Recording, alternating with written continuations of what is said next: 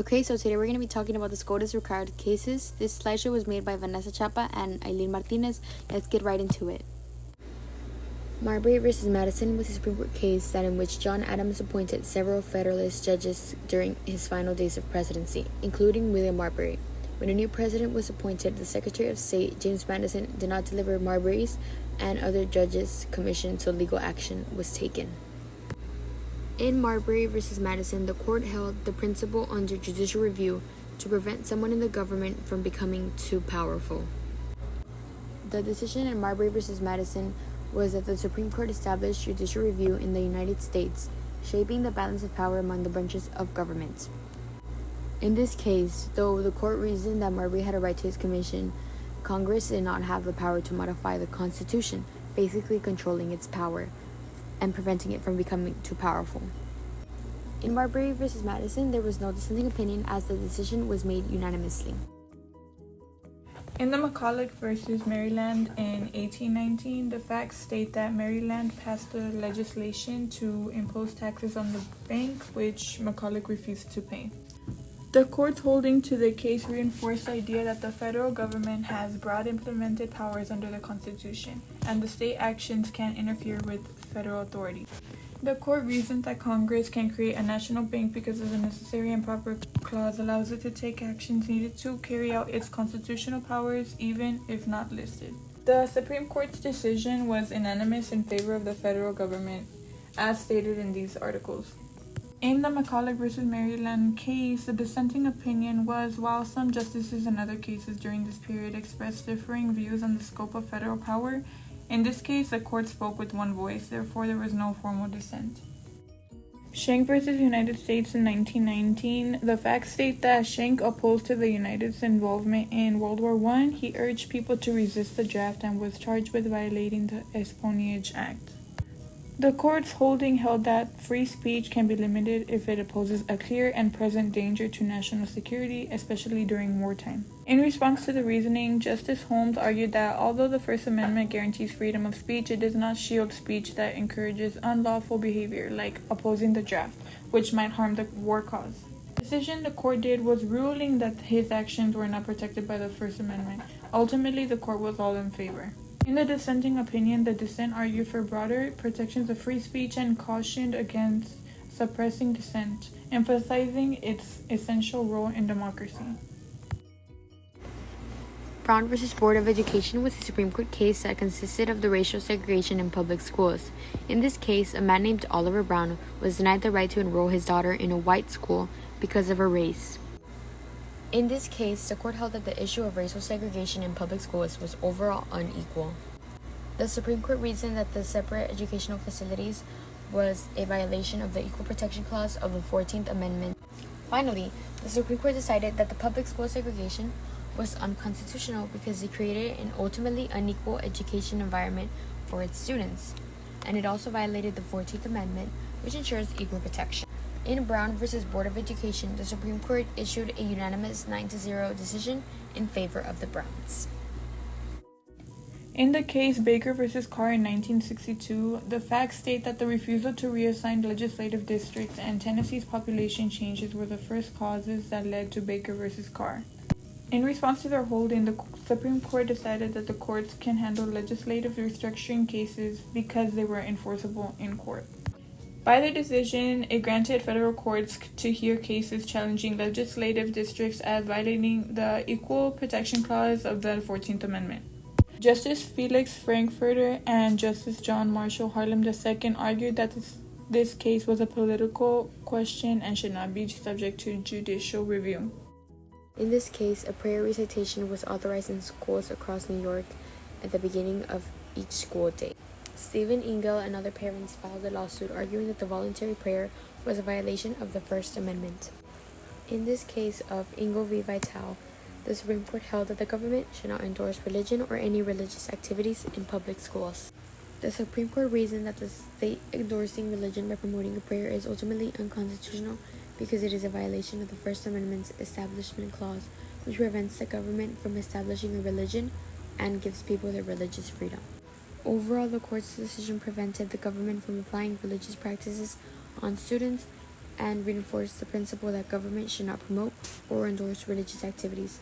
Finally, the dissent argued that the government implementing a prayer was unconstitutional, reinforcing the fact that schools shall remain neutral regarding religious practices and not establish any official religion.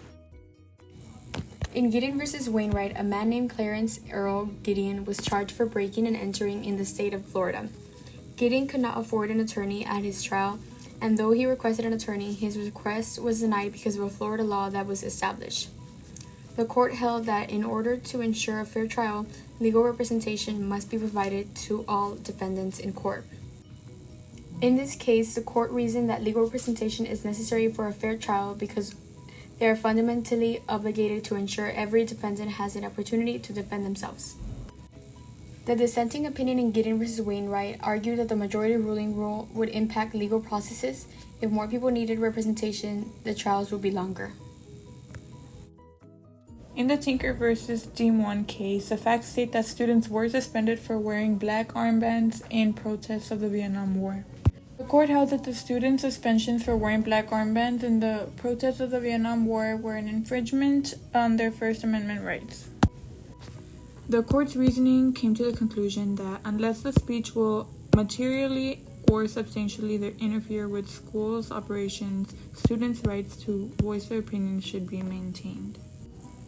Dissenting justices believe that school authorities should have the discretion to limit speech that have perceived as disruptive to the educational process, especially when it involves controversial or political expression. In the New York Times versus the United States in 1969, the facts hold that the United States government attempted to stop the New York Times and the Washington Post from releasing the Pentagon Papers, a secret report in the Vietnam War in New York Times. The holding presented that the U.S. government could not prevent the New York Times and the Washington Post from publishing the Pentagon Papers. And that reasoning was that the First Amendment's protection of press freedom and the difficulty the government faces in defending prior restraint. Overall, the decision they made were that the New York Times and the Washington Post were granted permission to continue publishing the Pentagon Papers after the 6-3 decision in their favor. As a dissenting opinion, Justice Harlan's dissent thought of the need for a more careful balancing of the First Amendment's press protections with the government's duty to safeguard national security, highlighting that the case may have been rushed. In the Wisconsin versus Yoder case in 1972, the facts state that members of the Amish community refused to send their children to public high school after the 8th grade. They believed that they went against their beliefs, but a Wisconsin law made it mandatory. As a result of their holding, the Supreme Court ruled that the state's interest in enforcing Amish children to attend school beyond 8th grade was outweighed by the parents. Their reasoning were that it found that Amish children to attend school beyond 8th grade would interfere with their religious practices without a compelling state needing to do so. Overall, the decision was unanimous in favor of the Amish parents. The Supreme Court ruled that the state could not compel Amish children to attend school beyond 8th grade. As far as the dissenting opinion, there was no dissenting opinion, all justices agreeing that the state's compulsory school attendance law violated the Amish parents' First Amendment rights. In the Shaw v. Reno case in 1993, the facts state that North Carolina created a congressional district that was unusually shaped to increase the voting power of African Americans. In the case, the Supreme Court held that congressional redistricting plans based on race could lessen the principle of equality. The court reasoned that the redistricting was unconstitutional to respect the Equal Protection Clause and not cause further division because of race. The court's decision emphasized the importance of maintaining equal protection rights in any circumstance. And finally, as a result of the dissenting opinion, the dissenting judges argued that the creation of redistricting was to increase the representation of African American voters. Moving forward, in U.S. v. Lopez, a high school student named Alfonso Lopez brought a gun to school, violating the Gun-Free School Zones Act, which prohibited firearms in a school area. The court held that the Gun-Free School Zones Act exceeded Congress's power under the Commerce Clause, which is the Congress's power to regulate interstate commerce.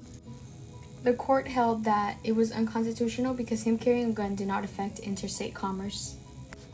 The court reasoned that the decision emphasized limits on federal authority and reinforced states' rights to regulate local matters. The decision in this case was that the Supreme Court ruled in a 5-4 decision that the Gun-Free School Zones Act exceeded Congress's authority under the Commerce Clause. For the dissenting opinion, the dissent defended Congress's powers to regulate interstate commerce. In the case of McDonald v. Chicago, Otis McDonald wanted to buy a gun for self-defense while at home, but was prevented because of a handgun ban in Chicago. He filed a lawsuit because he felt his Second Amendment was violated. The Second Amendment is the right to bear arms. The holding of this case was that the Second Amendment right is incorporated by the 14th Amendment's Due Process Clause, thereby applying to state and local governments. The court reasoned that the Second Amendment is fundamental to self-defense. In the decision, the Supreme Court ruled that Chicago's handgun ban was unconstitutional and that the right to gun ownership is protected at all levels of government. The dissenting opinion argued that the Second Amendment, the right to bear arms, should not be incorporated against the states through the 14th Amendment. Citizens United v. Federal Election Commission was a Supreme Court case that addressed the regulation of campaign spending by organizations. The holding of this case was the court held that the prohibition of all political spending by corporations violated the First Amendment, the protection of speech. The court's reasoning was centered on the principles of free speech, the importance of political discussions, and the belief that those discussions led to healthier democracies. The Supreme Court decided that the government cannot restrict independent spendings for political communications by corporations and unions. The dissenting opinion argued that the final decision could lead to a political landscape dominated by money overall not following the ultimate principles of representative democracy.